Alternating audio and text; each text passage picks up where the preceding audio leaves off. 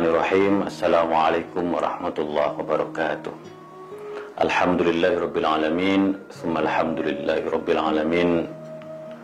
Assalatu wassalamu ala asyrafil anbiya'i wal mursalin, sayyidina wa habibina wa syafi'ina wa maulana Muhammadin wa ala alihi thayyibin wa sahbihi al-muntajabin wa tabi'ina lahum bi ihsanin ila yaumiddin. Sahabat Islam ramah, beberapa hari ini kita dihebohkan dengan surat dari Gubernur Sumatera Barat, Bapak Irwan Prayitno, ke Kementerian Informasi dan Komunikasi Republik Indonesia agar Injil terjemahan Minangkabau di Apple Google Store di take down atau dihapus. Salah satu alasannya seperti yang tertera dalam surat itu tersebut adalah karena kitab Injil dalam bahasa Minangkabau sangat meresahkan warga Minangkabau dan tentu bertentangan dengan adat yang dipedomani oleh warga Sumatera Barat, yaitu adat Basandi Syarak, Sarak Basandi Kitabullah. Tentu kita semua terheran-heran dengan surat yang disampaikan oleh Bapak Gubernur Sumatera Barat. Kenapa? Karena kita betul-betul sedang diuji keimanan dan keislaman kita. Karena kalau kita betul-betul mendalami, menyelami hazanah Islam, maka sebenarnya kita harus merujuk kepada sumber-sumber hazanah Islam. Betulkah bahwa terjemahan Injil ke dalam bahasa Minangkabau tersebut bertentangan dengan syariat, bertentangan dengan kitabullah? Ini menarik sekali, karena kalau kita sungguh-sungguh memahami fundamen agama kita atau rukun iman, maka di situ kita akan paham betul bahwa salah satu rukun iman itu beriman kepada nabi-nabi terdahulu, yaitu Isa Al-Masih dalam bahasa kita, dan juga kitab agama-agama terdahulu yang di dalamnya termasuk Injil atau Alkitab.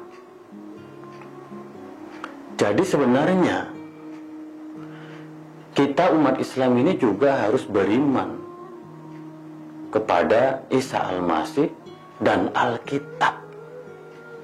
Nah, tadi disebutkan bahwa Sarak Basandi Kitabullah. Mari kita baca Al-Quran. Nah, kalau kita buka Al-Quran pada bagian pertama dalam suratul Baqarah, tentu kita mendapatkan alif lam mim, dzalikal kitabul la raiba fi, hudan lil muttaqin, alladzina yu'minuna bil ghaibi wa yuqimuna sholata wa mimma razaqnahum yunfiqun, walladzina yu'minuna bima unzila ilaika wa ma unzila min qablik wa bil akhirati hum yuqinun.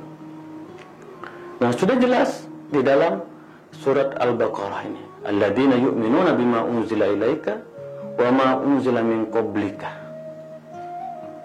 Jadi kita umat Islam diperintahkan untuk beriman kepada Al-Quran dan beriman kepada kitab-kitab yang datang sebelum Islam, terutama kitab Taurat dan kitab Injil.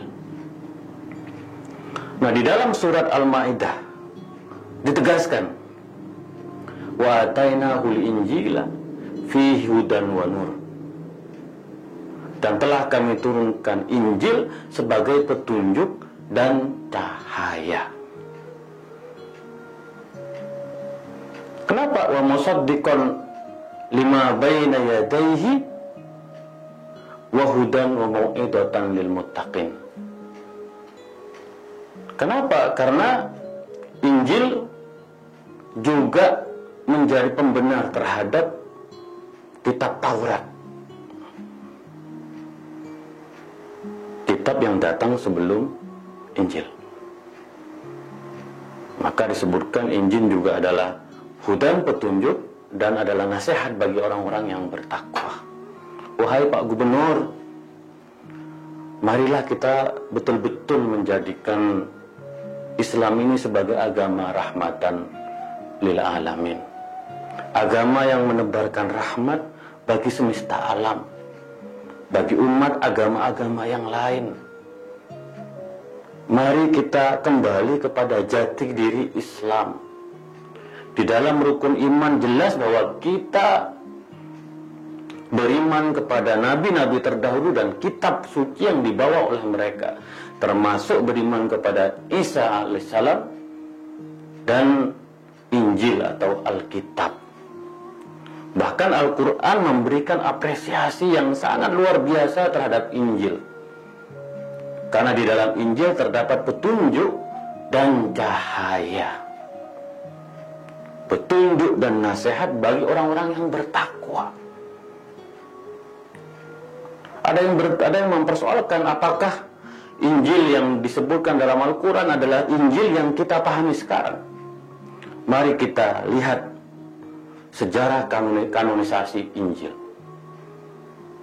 Injil dikanonisasi pada abad ketiga. Dan kita tahu bahwa Yesus orang Arab, yaitu Isa alaihissalam orang Arab, dan rasul-rasulnya juga orang-orang Arab. Jadi ketika Islam datang, kita banyak membaca Hazanah bagaimana pendeta Buhairah, bagaimana pendeta Waraqah bin Naufal telah memberikan kesaksian bahwa apa yang diturunkan kepada Nabi Muhammad adalah wahyu melalui malaikat Jibril. Bagaimana Nabi Muhammad berhubungan dengan Kristen Bani Najran di Madinah, menerima mereka dalam masjid, sehingga Kristen Bani Najran juga melakukan kebaktian di masjid. Dalam perjalanan sejarah Islam kita melihat bagaimana harmonisasi antara umat Islam dengan orang-orang Kristiani. Jadi Alkitab yang ada sekarang adalah sama dengan Alkitab yang ada pada masa turunnya Islam. Karena itu kalau kita membaca Al-Quran, syarat basandi kitabullah tadi itu, Pak Gubernur, maka kita melihat bagaimana Al-Quran sangat menghormati, sangat menghargai Injil atau Alkitab sebagai kitab suci umat Kristiani. Kita boleh berbeda agama, tetapi jangan kemudian kita melupakan esensi keimanan kita. Rasulullah bersabda bahwa aku dengan agama-agama yang lain, dengan nabi-nabi yang lain, ibarat seperti satu rumah, dan aku hanya meletakkan satu bata kecil di pojok, yaitu akhlakul karimah. Maka dari itu, marilah kita jaga keharmonisan di antara umat beragama. Kalau kita melihat di Timur Tengah, Alkitab atau Injil juga dalam bahasa Arab. Dan orang-orang Arab tidak merasa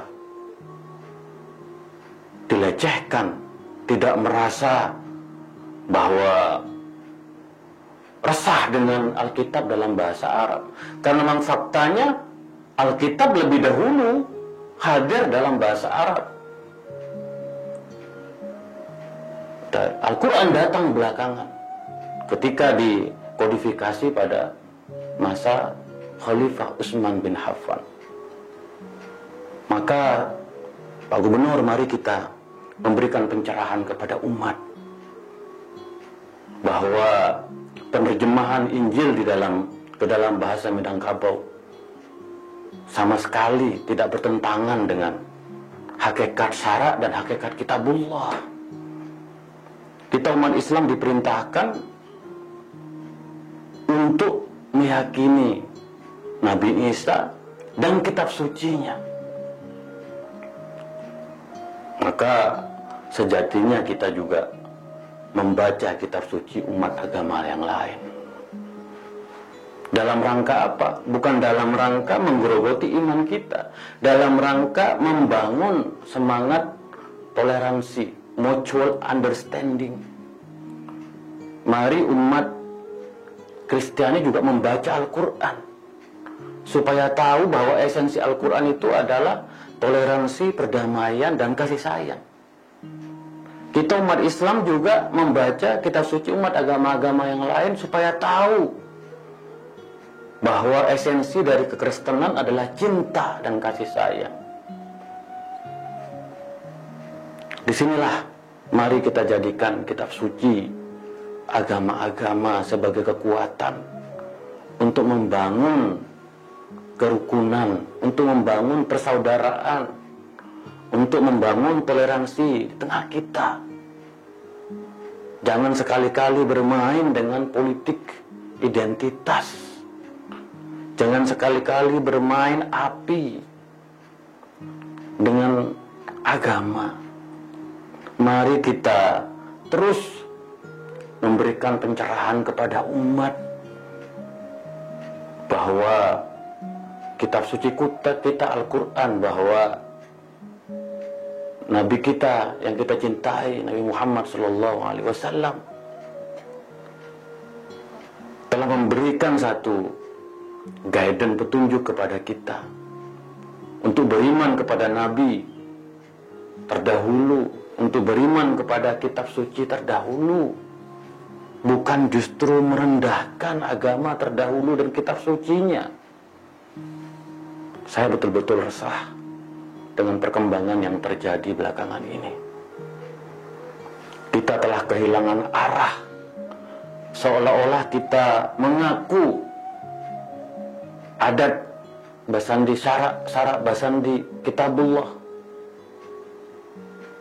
tetapi kita tidak menyelami esensi daripada syarak dan kitabullah itu sendiri. Mari kembali kepada jati diri Islam yang mengimani nabi-nabi terdahulu dan kitab sucinya. Mari kita kembali kepada Al-Quranul Karim yang menjadikan toleransi, yang menjadikan persahabatan, persaudaraan begitu kuat. Bagaimana sekali lagi Al-Quran memberikan apresiasi terhadap Injil atau Alkitab sebagai petunjuk dan cahaya. Karena semata-mata apa yang tersirat dan tersurat di dalam hazanah kitab suci Al-Quran dan sunnah Rasulullah SAW adalah wujud dari wa ma arsalnaka illa rahmatan lil alamin. Dan kami tidak mengutusmu wahai Muhammad kecuali sebagai rahmat bagi semesta alam, kecuali sebagai ekspresi kasih sayang dan cinta bagi semesta alam. Sahabat Islam ramah, kita berharap Gubernur Irwan Prayitno betul-betul kembali ke jati diri Islam, betul-betul menyampaikan apa yang diperintahkan oleh agama kita. Karena surat yang tersebar dan dijadikan berita utama di beberapa media betul-betul sekali lagi membuat hati kita ambiar. Sedemikian rendahkah keimanan kita, pemahaman kita terhadap Islam. Mari peristiwa ini dijadikan pelajaran berharga bagi kita semua. Kalaupun toh kita tidak ingin membaca Alkitab, mari kita kembali kepada keimanan kita.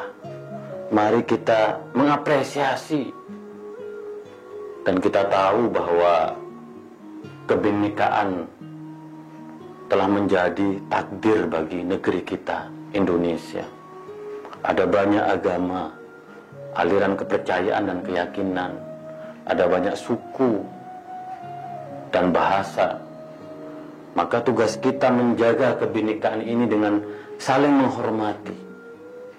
Tetapi terkait dengan Alkitab atau Injil, saya terpanggil untuk menyampaikan apa yang sesungguhnya disampaikan di dalam Al-Quranul Karim tentang pentingnya mengapresiasi Injil. Bahkan Al-Quran menyebut Isa kurang lebih 25 kali, menyebut Bunda Maria, bahkan ibu dari Isa alaihissalam, yaitu Siti Maryam atau Bunda Maria, menjadi salah satu surat di dalam Al-Quran. Salah satu masjid di Dubai atau Abu Dhabi dinamai dengan Masjid Maryam, Masjid Bunda Maria. Inilah wajah toleransi, inilah wajah keimanan kita yang beriman kepada Isa alaihissalam, dan kita juga beriman kepada Alkitab yang dibawa oleh Isa alaihissalam. Itulah kira-kira sahabat Islam Rama. Kurang lebihnya mohon maaf. Wa ma taufiqi illa billah, alaihi tawakkaltu wa ilaihi unib. Wa akhiru da'wana alhamdulillahi rabbil alamin. Wallahul muwaffiq ila aqwamit thoriq. Assalamualaikum warahmatullahi wabarakatuh.